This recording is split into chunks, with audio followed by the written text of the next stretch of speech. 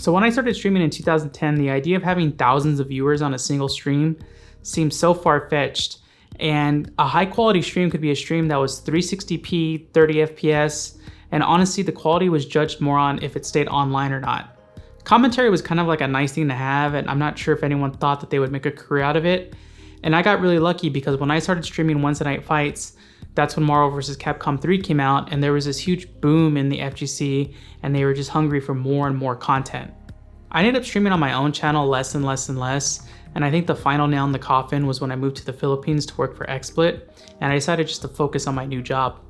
However, in 2018, I wanted to relaunch my channel and get back into doing content, so I decided instead of streaming fighting game tournaments, because that's kind of well covered already in the Philippines, I was just going to stream myself from home playing my own games.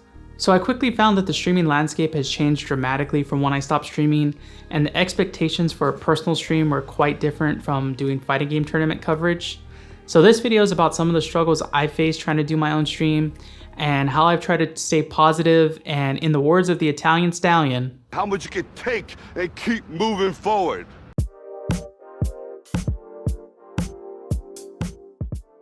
So I touched upon this in a previous video, but aside from wrecking your banking account, buying too much streaming gear can really have a toll on your mental health. Because what happens is you're probably saying to yourself every time you buy a new piece of gear that, hey, this is an investment in my future. The thing is that there's gonna be this nagging voice in your head that keeps on saying like, hey, you need to see a return on investment, you need to see viewership growth or more people watching your stream, and that can make streaming seem forced instead of fun.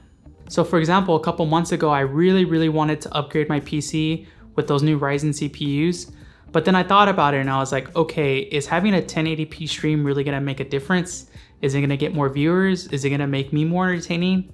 Not really. The same thing can be said like, is new overlays really gonna matter? Is having a 4K camera gonna matter? I mean, I feel the Twitch meta right now, it's really important to either be really good at a game or have a great personality, and if you have both, you're like golden. So avoiding the puddle is a really good example of this. If you take away the $6 million green screen, it's a very straightforward setup. It's just gameplay, webcam, and alerts. But not everyone can be like Aris, not everyone can be that big of a personality. Like me myself, I'm a pretty timid person, so maybe being a personality streamer isn't really in the cards for me. But the good thing about streaming these days is that it just doesn't have to be about video games. The world of IRL means that you can create almost any kind of content to put online. So you see new types of live streaming content pop up all the time. Sushi Dragon and Kitboga are really good examples of this. So maybe for myself, maybe I want to do a new format. Maybe I want to attempt to break random world records that I make up and submit them to Guinness. Maybe I want to be the person that's the person who's watched all 30 episodes of The Simpsons, and I want to be the person that does it the fastest. Who knows?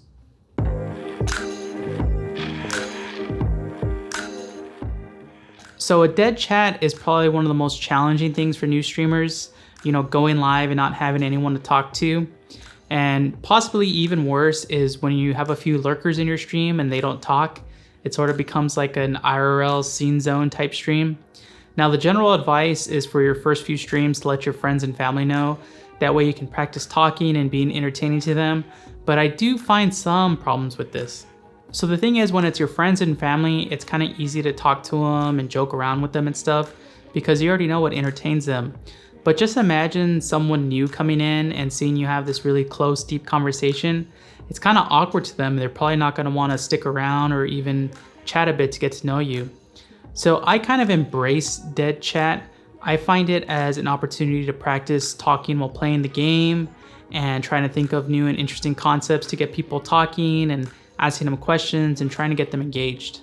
So what I found very helpful is just jotting down some notes throughout the day, like things that might have happened to me or news articles that I find or forum posts or funny Reddit threads, and then taking those as kind of like talking points for my stream.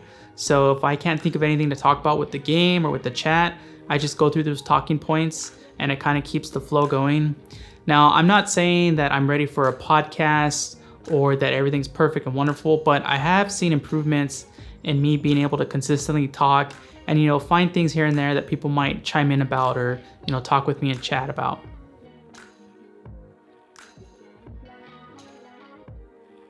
So when I started streaming again, I set a goal for myself to stream at least 3 times a week and 1 time on the weekend. I really wanted to get the same feeling as someone who maybe is full-time streaming or trying to make it a career. And the number one tip you see in almost every video is that you need to be consistent and keep a schedule. So it wasn't a big surprise to me that after the first week I was like,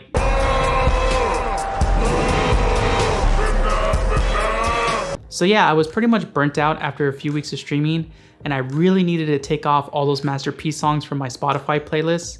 Because the thing is that if I'm streaming for 20 weeks in a row at the same time, it doesn't mean that on week 21, everyone's gonna think that I'm super serious and tune into my stream. I'm just that much closer to quitting. I've actually found it very rewarding to put my free time in other types of content creation. I mean, that's why videos like this exist. And the funny thing is I've had more and more people that pop up in my stream that say that they found me because of my YouTube videos. So I think anyone will tell you that when you take on something new, especially if it's like a career change, it's more of a marathon than it is a race. Like for me, I've learned so much in the last few months and it's been really exciting. And a lot of it has been from making mistakes and screwing up.